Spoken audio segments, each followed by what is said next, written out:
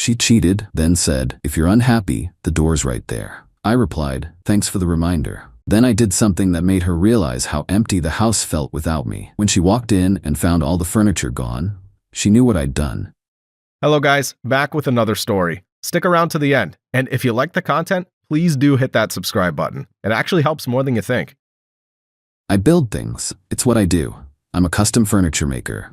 I take raw, rough pieces of wood and I shape them into something beautiful, functional, and permanent. My hands are calloused, my workshop smells of sawdust and varnish, and my greatest satisfaction comes from creating things that last. I built my business, I built my reputation, and over the last 5 years, I thought I had built a life with my girlfriend Maria. I see now that she was just a guest in that life, and she never understood that a home is more than just a collection of nice things. It's the love and effort you put into building it. The home we shared was my first major project. I bought the small, rundown house years before I met her, and I poured my soul into it. I laid the hardwood floors myself. I rebuilt the kitchen cabinets from reclaimed oak. Every piece of furniture in that house I had either built with my own 2 hands or carefully chosen and restored. The heavy dining table where we ate dinner, the sprawling sectional couch where we watched movies, the solid wood bed frame where we slept, they weren't just objects to me. They were pieces of my life. They were the physical manifestation of my hard work and my love. When Maria moved in 3 years ago, she loved the house. She loved the way it looked in her social media posts. She loved telling her friends that her boyfriend was a talented artisan. She loved the comfort and the stability that the house represented. She loved the things in the house. I just made the mistake of thinking she also loved the man who had built it all. For a long time, things were good. But over the last year, a subtle rot began to set in. She became distant, critical. The house I had built was no longer a sanctuary. It was just a backdrop for her increasingly separate life. She'd come home late, smelling of a perfume I didn't recognize, and offer vague explanations about networking events for her marketing job. She became fiercely protective of her phone, treating it like a state secret. The foundation of our relationship was cracking, and I was the only one who seemed to feel the tremors. The final, catastrophic structural failure happened on a rainy Tuesday night. She had been out for another one of her late work dinners. I had a gut feeling, a deep, instinctual sense that something was wrong. I'm not proud of what I did next, but I don't regret it. I checked the location history on our shared tablet, an old device we used for recipes in the kitchen. She had forgotten her location, sharing was still active on it. I watched a little blue dot trace her path across the city. She hadn't been at a restaurant downtown. She had been at a residential address in a neighborhood I didn't recognize, and she had been there for over 4 hours.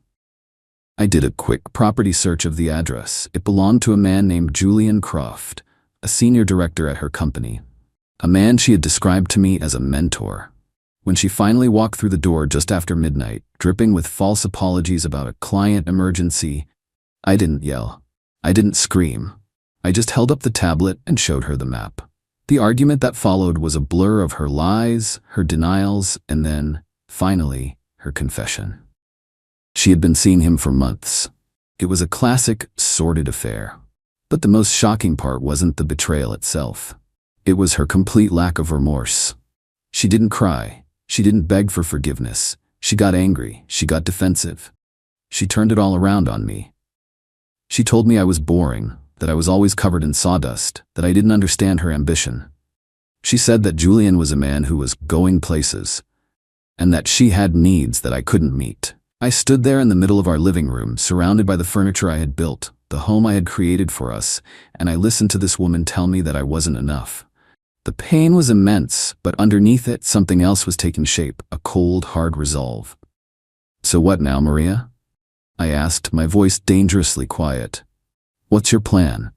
She shrugged, a casual, dismissive gesture that broke something deep inside me. "I don't know," she said. "I guess that's up to you.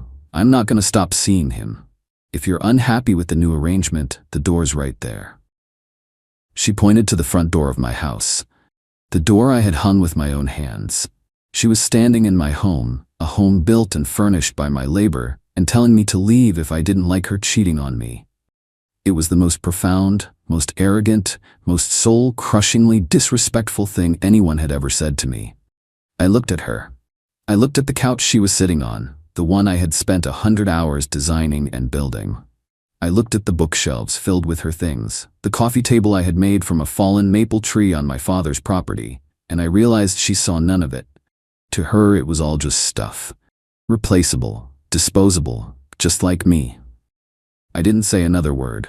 I just nodded slowly. I walked over to the front door, the one she had so helpfully pointed out. I opened it, then turned back to her. "Thanks for the reminder," I said. She smirked, a smug, triumphant look on her face. She thought she had won. She thought I was going to pack a bag and leave, defeated. She thought I was abandoning my home to her and her affair.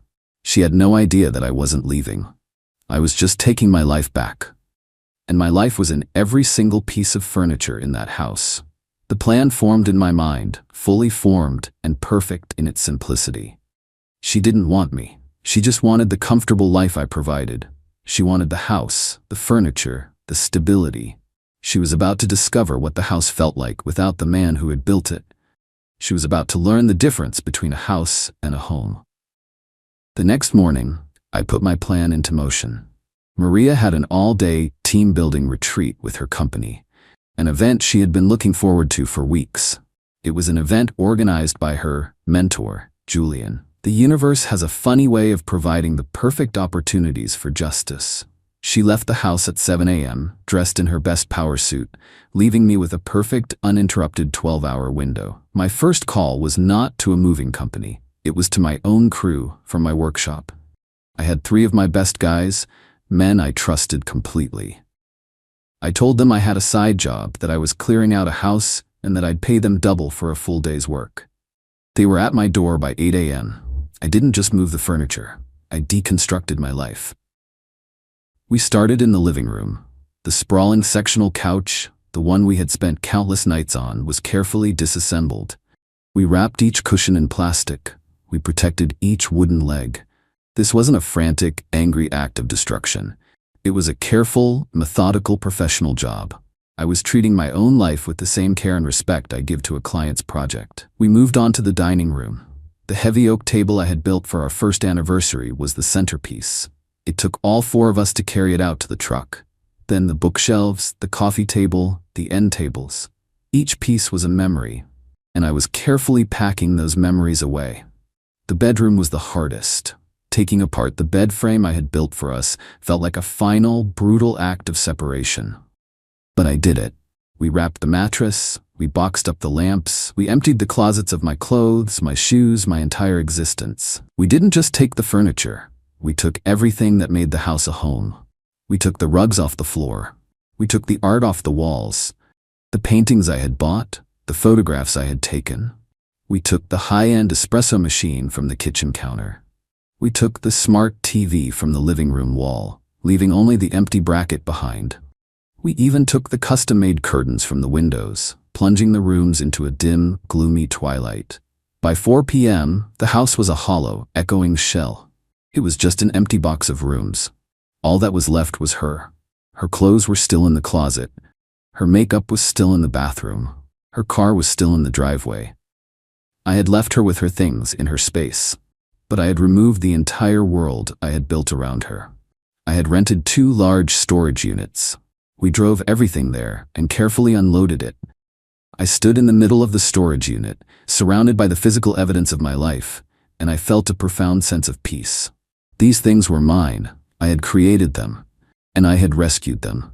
My crew helped me move a few essential items into a small, furnished apartment I had rented on a month-to-month basis that morning. Just a bed, a small table, a chair, a temporary base of operations. Before I left the house for the last time, I did one final thing. I went to the circuit breaker and I flipped off the switches for everything except the main lights and the refrigerator. The Wi-Fi went dead. The smart home hub went dark. The complex, comfortable ecosystem I had built and maintained was now offline. I left her tea on the empty kitchen counter, next to a single plain white envelope. Inside the envelope was not a letter. It was just a collection of receipts. The receipts for every single piece of furniture, every appliance, every rug, and every piece of art I had just removed. It was a quiet, factual statement of ownership. Then I walked out the front door and didn't lock it. It was her problem now. My part in this was over. I drove to my new empty apartment, ordered a pizza, sat on the floor, and turned off my phone.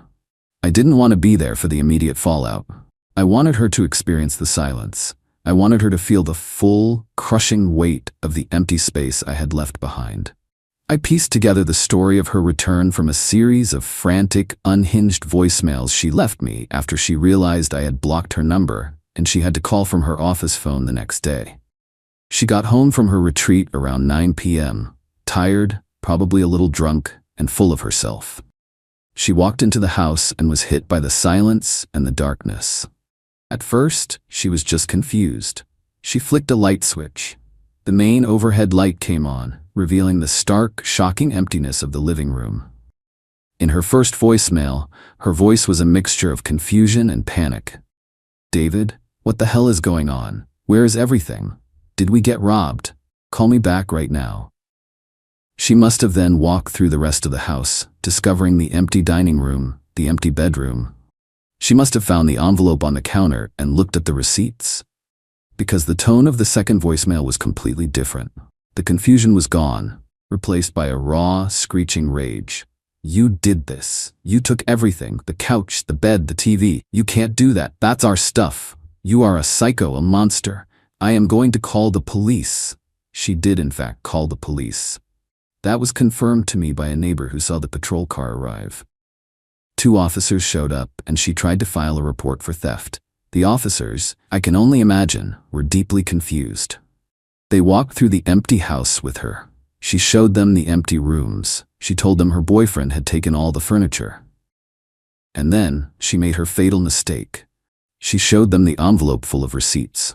The receipts that proved, in black and white, that I had purchased every single item she was reporting as stolen. The police, faced with clear proof of ownership, informed her that it was not a criminal matter. It was a civil dispute. They couldn't do anything. They told her she needed to talk to a lawyer.